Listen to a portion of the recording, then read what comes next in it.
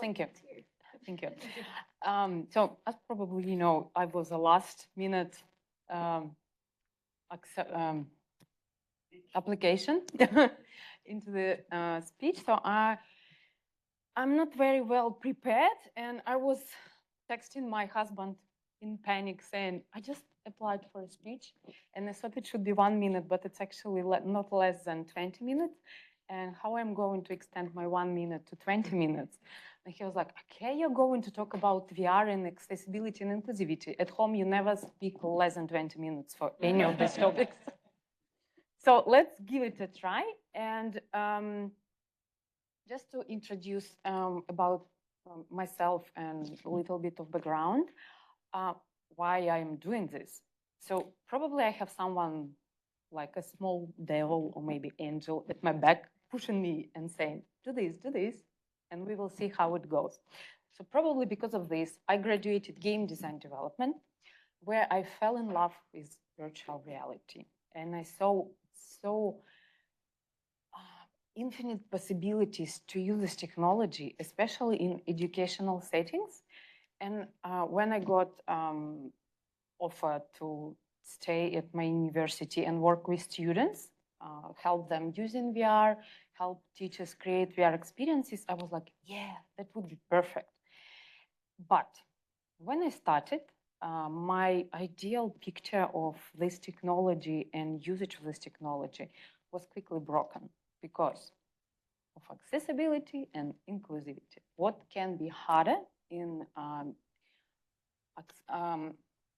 achieving this using virtual reality? So virtual reality, by default, it's not accessible device, it's not accessible technology. But even for people who doesn't have blindness or other major health issues, may sometimes struggle to use this. And I will show and explain, will try to explain why, and my thoughts on how it could be fixed. So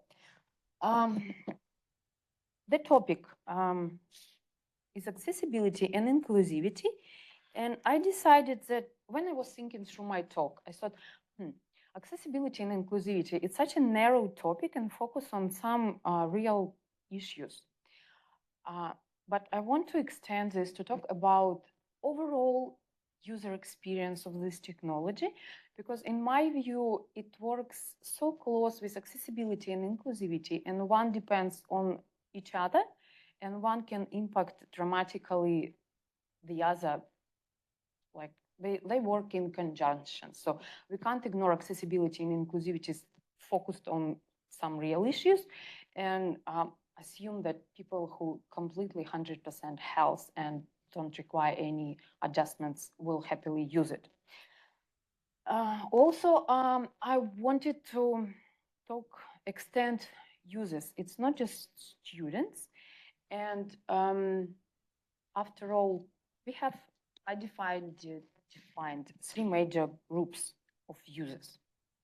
So first, it would be, yes, students.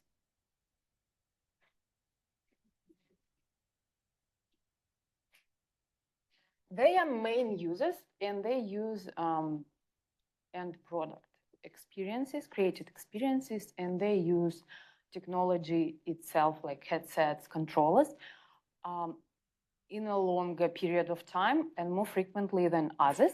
So it's really important to cater for their needs in the first place. Another group, teachers.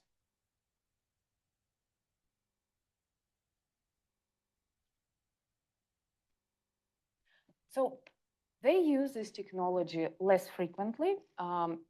There's no point to focus for them on ergonomics or other things for headset.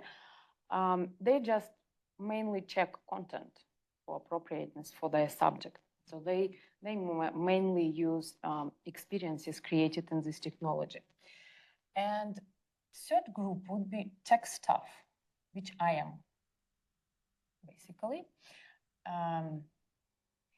And we probably spent the same amount of time wearing headsets as students and I create experiences for students based on teachers' knowledge. So somehow I need to use what we have, like headsets available, create accessible and inclusive experiences for students to cater for their needs. And throughout my experience, actually, before we continue, who tried VR? Good.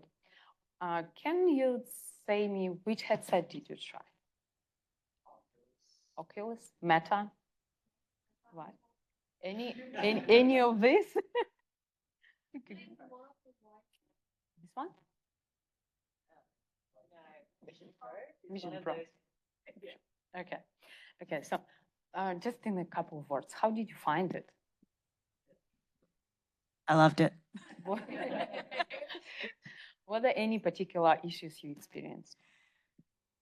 No, I had someone there telling me exactly what to do to like set it up and everything. Okay. But I was like reaching to set up because you grab like with your finger. I was like actually trying to grab things, but I could just do it like down here. I was doing a bit literally. Okay, thank you. But no issues. Anyone else? I guess from an accessibility point, obviously I wear glasses, so I needed to readjust that, but I was too lazy. But I know I could do it, so I just put, it's something to take into account, I guess. But you think it? I guess the Velcro at the back, because when I try it, my head is a bit too small for that, so it keeps slipping when I use it. Which headset did you try? Oculus. Oculus. It's really good aftermarket. So, where I was leading glasses, the first and main issue with ergonomics of headsets themselves. If you look at them, probably I just point here. So there are two main points of contact, face and back.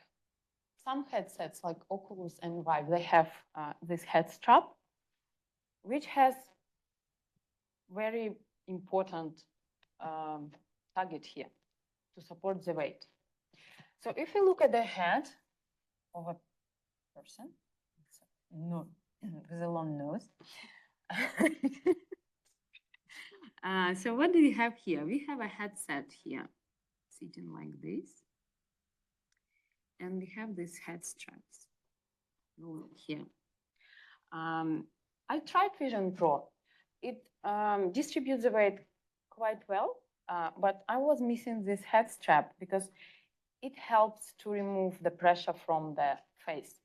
And I would like to ask audience, from your memory maybe, or just guess, how do you think where the main weight goes in the face? Which part? Like on the headset. Yeah. Yeah. Nose. Oh, yeah. Any? Anyone else? Nose. No. No. So cheekbones. Yeah. Yes. I was going to say, when my son uses it, he comes with these big red like boxes goggles. away after he's had them. But that was why I had to get an aftermarket strap, because we were going from my big fat head to his little tiny one, and we needed something that could adjust very quickly for that, but do it in one move. So there was the little winder at the back that could sort of take all of that slack, which was much more effective in taking the weight. Yep. So I agree 100%. So no, weight doesn't touch you, the headset doesn't touch your nose because of these arcs.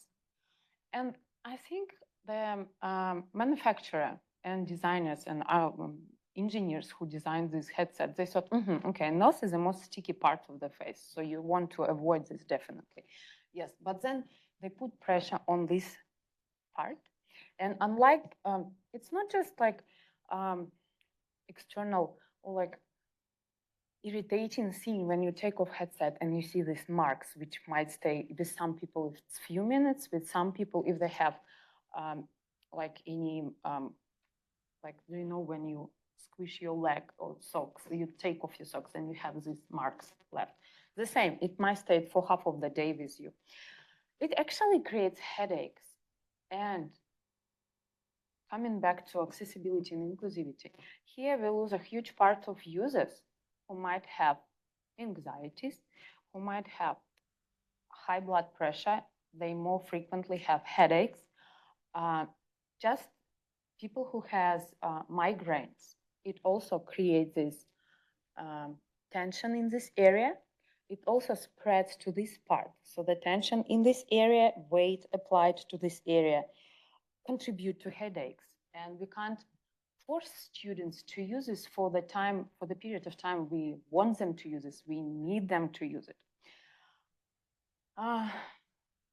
Some manufacturers solve this problem by adding this head strap, which actually removes this pressure from front part of your face and distributes it well. So it makes it easier for people to use it. Some manufacturers also added a thing at the back of the head. Some of them has batteries for extended life, and it's marketing like it's an extended life headset, but actually engineeringly, they just distribute, if you weighted the front part of the headset, match the weight of this. So they didn't reduce the weight of this front part, but they added the weight at the back of your head to make it even, and somehow it solved the problem. But then we have problem with neck and weight. Yep. Looking at your diagram, okay, now where's the next axis? Where's the neck axis? Do you mean like this? Yeah.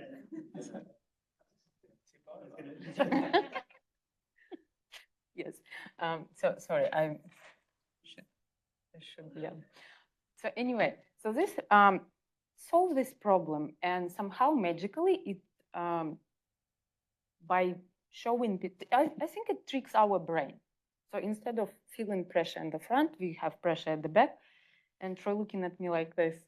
How do you know how the brain works? Is it correct? So does it trick our brain after all? With the weight. So it solves the problem in one way.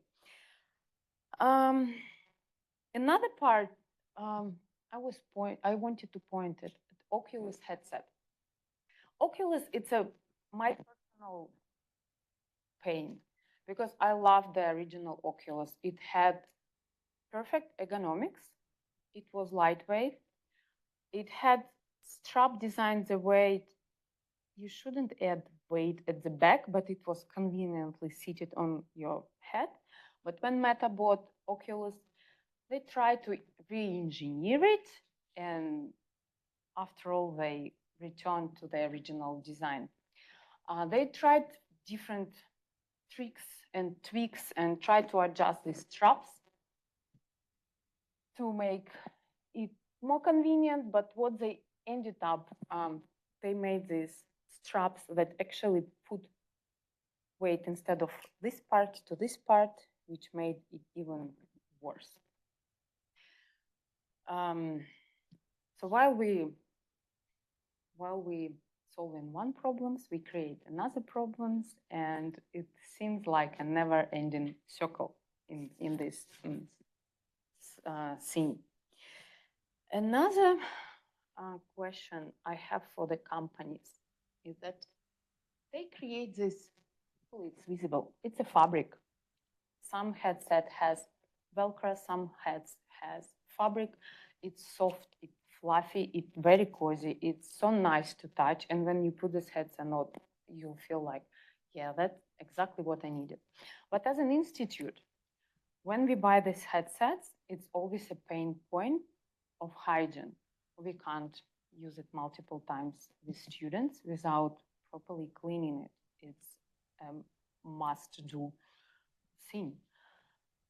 They solve this pain points by adding extra features, extra accessories to the headsets, which increase in cost, which might not be that properly fitting to headsets.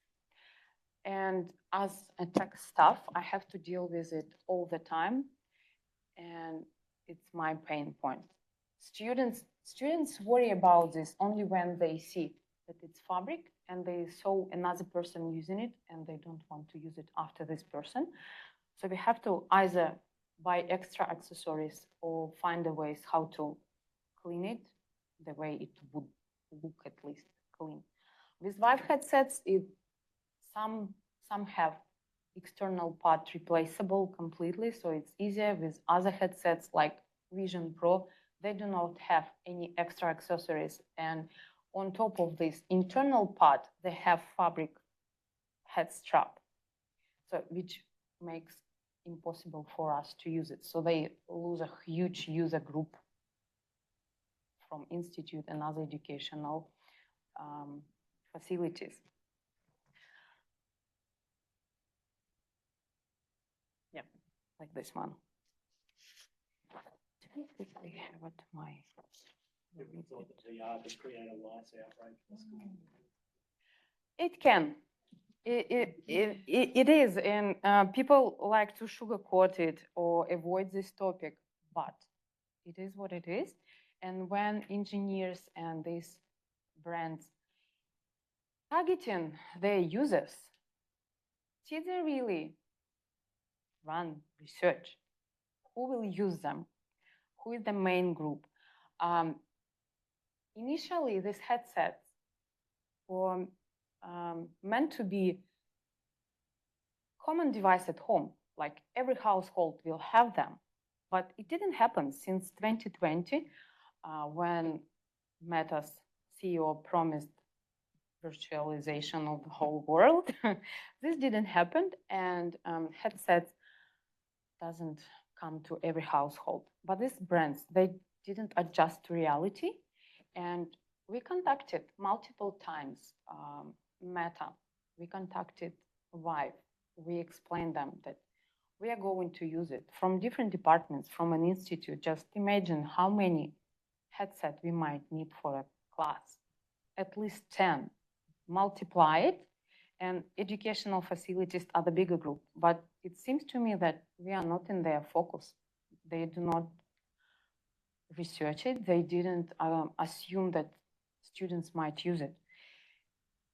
And on the other hand, if they did it, they probably do not have capacity or abilities to quickly adjust and shift their target audience from households to institutes. That's where I see main problems and where it correlates with my interest in UX design and VR. So this was my main pain points about headsets themselves. And now let me talk a little bit about experiences themselves.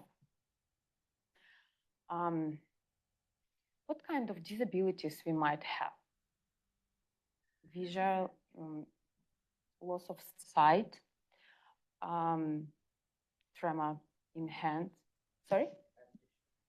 Hand gestures, yes.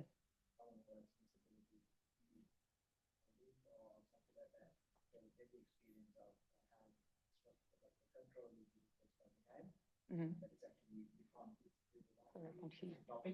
Yep. So it's actually far that it's actually more disturbing in the sense of like someone who doesn't have a hand have a virtual hand now, which is not really the hand, but like they can't press the button. There are so much of options at the button. So actually it's a very niche area, like it's a very sensitive area that how do you expect to press buttons?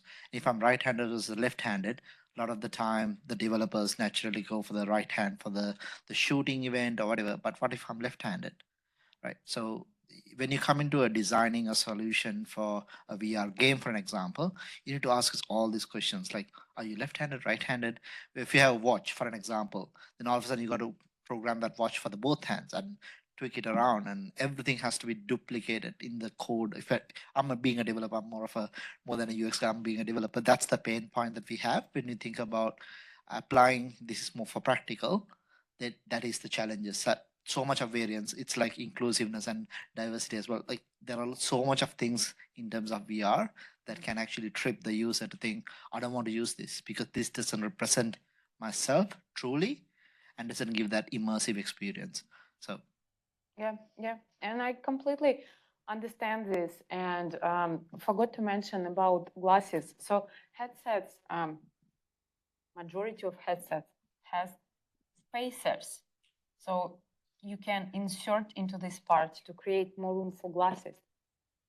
But yeah, in our institute, we use Meta, and they have very tiny spacer. So even with spacer, some people with bigger face, like, you know, some has some face features prevent them from using it. And I do not even start talking on glasses. People with glasses can't use them. I wear contact lenses. I have very bad vision. I wouldn't be able to wear glasses because of the blurriness of the sides, and I had constant headaches. And which reminded me about this nose space. What I noticed, especially in females, when they wear these headsets, the space under nose, you can see the floor. And females, because of they have wider field of view, they tend to notice this floor, and this makes them more nauseous when they walk around. Never seen such instances in males. I assume there might be problems too, but what I noticed, what I have.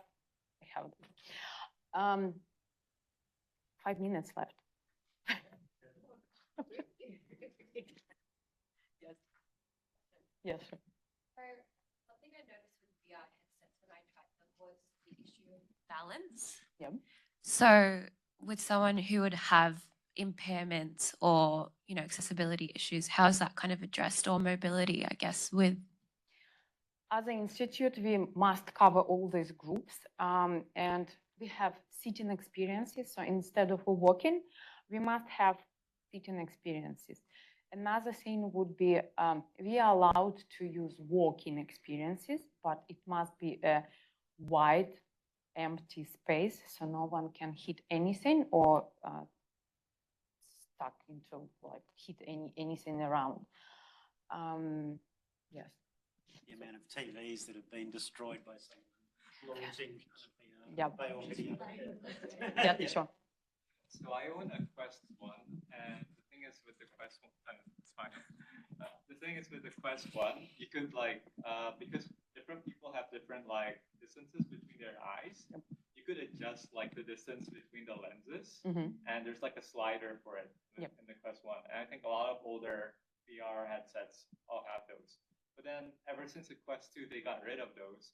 I do notice a lot of people complain online that, oh yeah, they got rid of those and now they can't see things as properly. Do you know what the rationale was to get rid of that feature?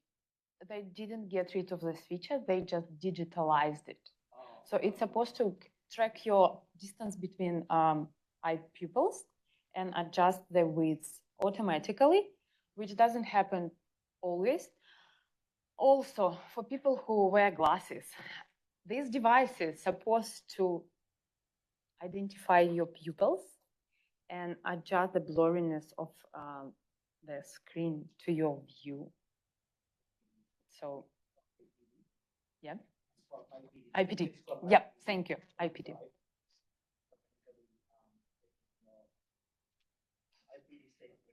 Really taking that feature, what you just said, including HTC Vive, the latest gear, it even if you know your the prescription glasses, whatever the correction, you can actually adjust it. So you don't need to wear the glasses. It will act like glasses. You can actually adjust it and call IPD. It will automatically basically adjust it for yourself.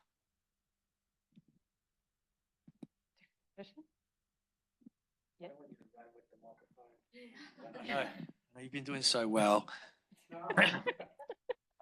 I have a sort of maybe can of worms, elephant in the room type of question here. Yeah. Is it? I love these questions. I feel like the list of problems is far greater than the list of benefits at the moment, Yuliya. Yeah. No, You know, no. I can tell. Was I right or was I right? See, and so, you know, part of me is like, I'm looking at you out there, and your husband was right, by the way. And so I can tell, obviously, you're very passionate about solving these problems. Yeah. But I can also tell that there's, you know, it's a can of worms. Yes, it as is. as you continue to uncover problems, the list gets bigger, and you're probably not solving them at the rate that you're uncovering them. I think the first step into solving the problem is acknowledge it. And acknowledging, yes, it's elephant in the room, but you know why I think, yes, it was. It, like, practical example, I work at building and construction, and the main problem for them, students learn in theory. They do not see practical examples because in most cases, they are not allowed to visit construction sites. And how you can, like, compared to doctors, if doctors didn't touch a body, even if it's a dead pig body, how the doctor will perform in real life situation with real human lying on the table. So the same here, they know in theory that this bolt should go into this plank or whatever, but they have to see the examples. Why, if they do not put this right, how it will affect the whole building. And because of safety issues, they're not allowed to go there. So we are here to solve this problem. And this works perfectly.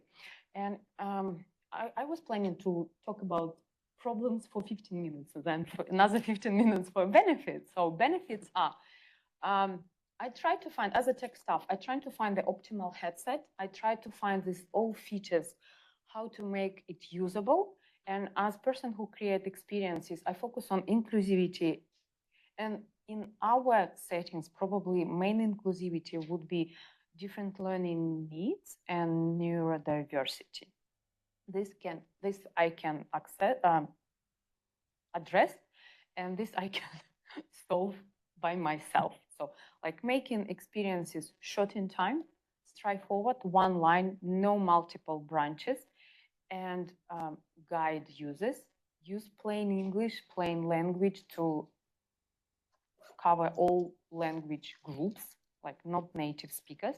They won't be able to understand beautiful sentence written in like Shakespeare English.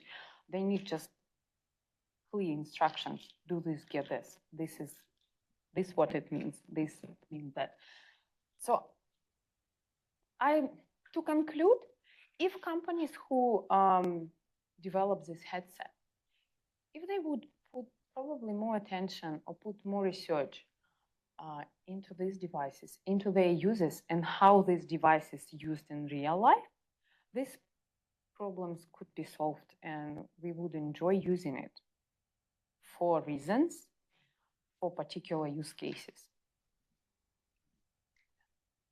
That's it. Thank you. Any final questions? A question, but I think it's really interesting that they have developed it for something that is essentially they went and they built it for individualistic use in your home, maybe with your family, and that's it. But it's actually being used in a communal setting, groups for the purpose of learning.